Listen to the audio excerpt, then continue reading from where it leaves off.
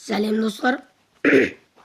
Мен сендерге бүгін қалай Ютубқа видео салады деген тақырыпта көрсетемін. Бірінші біз әнеу күні айтып кеткендей